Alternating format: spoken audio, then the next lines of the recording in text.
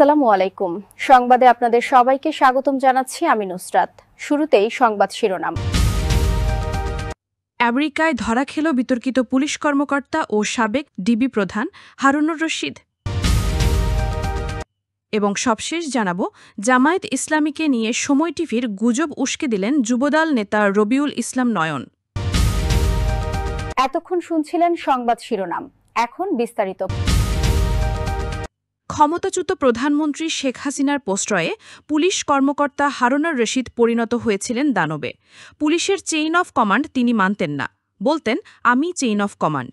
কাকে ধরতে হবে, কাকে মারতে হবে কিংবা সভা সমাবেশ বন্ধ করতে হবে, শেখ হাসিনার ফোন পেলেই হলো, কাজেই লেগে পড়তেন। নিজেও সরাসরি ফোন করতেন তৎকালীন প্রধানমন্ত্রীকে, প্রয়োজন হলে সরাসরি চলে যেতেন গণভবনে। প্রধানমন্ত্রীও তাকে ডেকে নিতেন।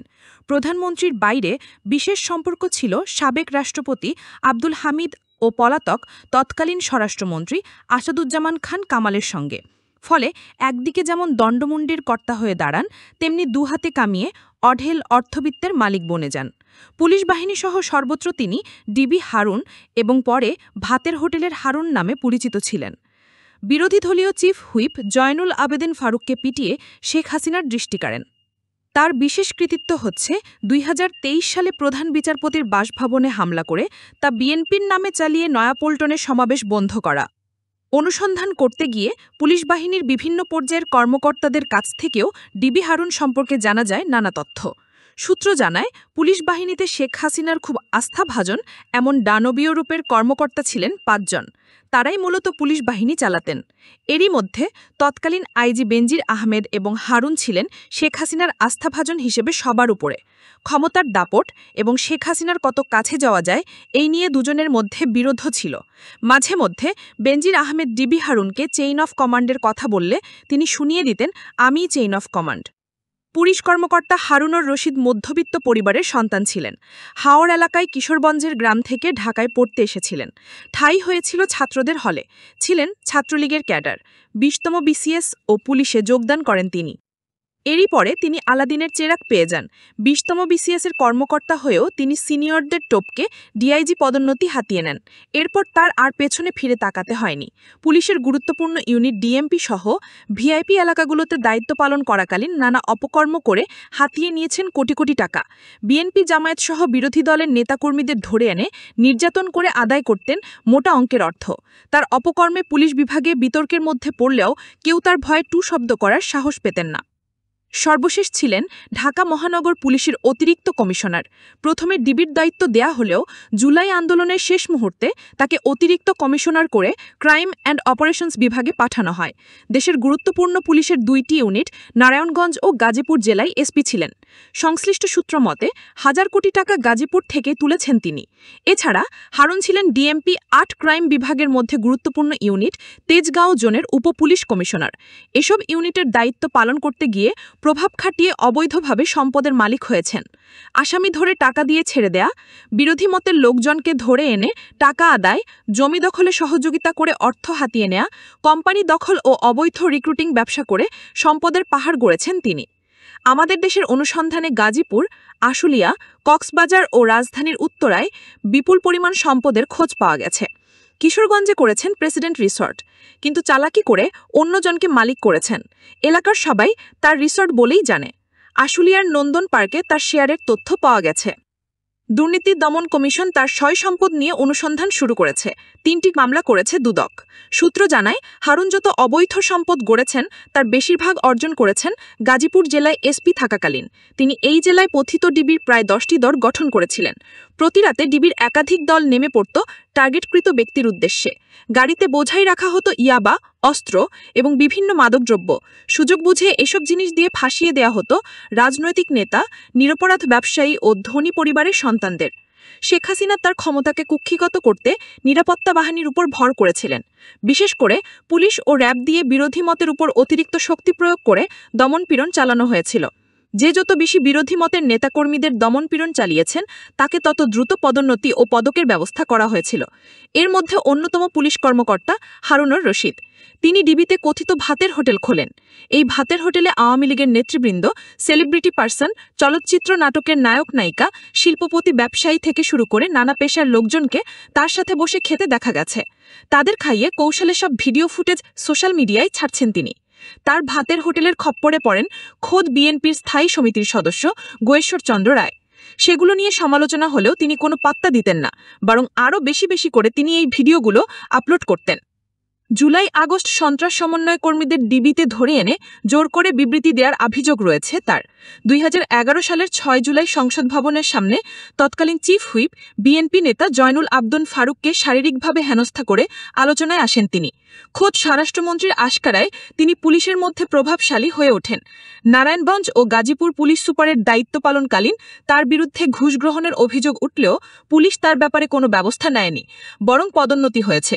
বিরোধী মতের লোকজনকে ধরে ক্রসফায়ারের হুমকি দিয়ে টাকা আদায়, চাঁদাবাজি, জিম্মি করা, আটকে রেখে নির্যাতন, জমি দখল ও মিথ্যা মামলায় হয়রানি সহ এমন কোনো অভিযোগ নেই যা তার বিরুদ্ধে ছিল না। ডিবি হারুন ভয়ঙ্কর চাঁদাবাজ। হারুনের বিরুদ্ধে বিভিন্ন সময়ে অভিযোগ উঠলেও তার প্রভাবের কারণে কেউ কিছু বলতে পারেননি, বরং অভিযোগ থাকা সত্ত্বেও সবসময় তিনি গুরুত্বপূর্ণ পদে দায়িত্ব পালনের সুযোগ পেয়েছেন। হারুনের বিরুদ্ধে 2019 সালের অক্টোবর মাসে চাঁদাবাজির অভিযোগ করেন পারটেক্স গ্রুপের চেয়ারম্যান এম এ হাশেমের ছেলে আম্বার গ্রুপের চেয়ারম্যান শওকত আজিজ। চাঁদা দিতে রাজি না হয়ে শওকত আজিজ ও তার স্ত্রী সন্তানকে তুলে নিয়ে যায় নারায়ণগঞ্জ পুলিশ। পরে তার মুচলেকা দিয়ে ছাড়া পান। এই ঘটনার বিবরণ দিয়ে শওকত আজিজ তখন গণমাধ্যমকে বলেন, চাঁদা নিয়ে হারুন আর রশিদের সঙ্গে তার পুরনো বিরোধ ছিল। সম্প্রতি তিনি নারায়ণগঞ্জের নতুন একটি প্রকল্পের কাজ শুরু করেছেন, সেখানেও হারুন ঝামেলা বাঁধাচ্ছিলেন।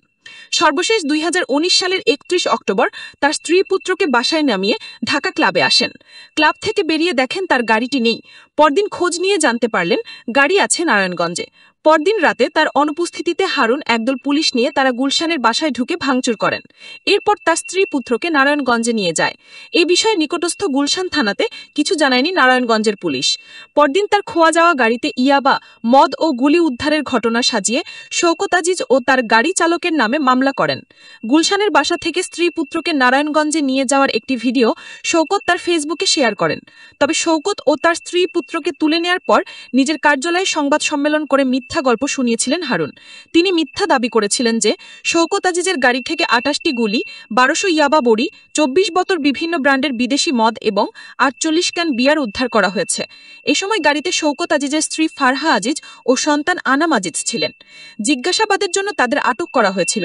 পরে অবৈধ অস্ত্র উদ্ধারে এম এ হাশেম সহযোগিতা করবেন বলে মুচলেকা দেয়াতে তার স্ত্রী পুত্রকে ছেড়ে দেয়া হয়। শওকত আজিজ তখন গণমাধ্যমকে বলেছিলেন, হারুনের চাঁদাবাজি নিয়ে 2016 সালের 5 মে স্বরাষ্ট্রমন্ত্রী সহ বিভিন্ন গুরুত্বপূর্ণ ব্যক্তির কাছে তিনি একটি লিখিত অভিযোগ করেছিলেন। এই চিঠিতে তিনি উল্লেখ করেন, নির্বাচন কমিশনের আদেশে গাজীপুর থেকে প্রত্যাহারের পর পুলিশ সুপার মোহাম্মদ হারুনার রশিদ তার কাছ থেকে 5 কোটি টাকা চাঁদা দাবি করেন। তার পক্ষে উপপ্রদর্শক আজহারুল ইসলাম ডেয়ারিং বয়েজের ম্যানেজার ইয়াহিয়া বাবুকে ফোন করে টাকা দাবি করেন। এর আগেও গুলশান ক্লাবের নাট্টা হলে ও গুলশানের কাবাব ফ্যাক্টরি রেস্তোরাঁতে হারুন তাকে ডেকে নিয়ে 5 কোটি টাকা আমেরিকার একটি ঠিকানায় পাঠাতে বলেন। টাকা দিতে রাজি না হলে তার ব্যবসায়ী প্রতিষ্ঠান ডেয়ারিং বয় স্টোরের 45 জন শ্রমিক ও কর্মকর্তা কর্মচারীকে গাজীপুর থানায় ধরে নিয়ে মিথ্যা মামলায় জেলে পাঠানো হয়।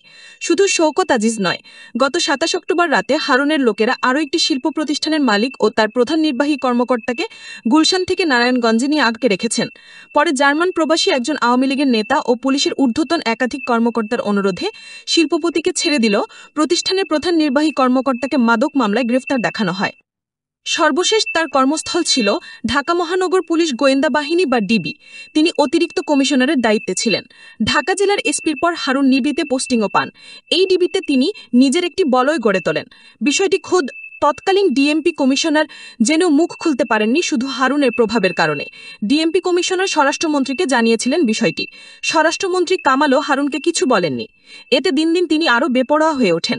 ডিবিতে তার বিরুদ্ধে কোনো কর্মকর্তা টু শব্দ করতে তাকে বিএনপি জামায়াতের কর্মকর্তা ট্যাগ লাগিয়ে ডিবি থেকে অন্য কোনো স্থানে পোস্টিং করাতেন।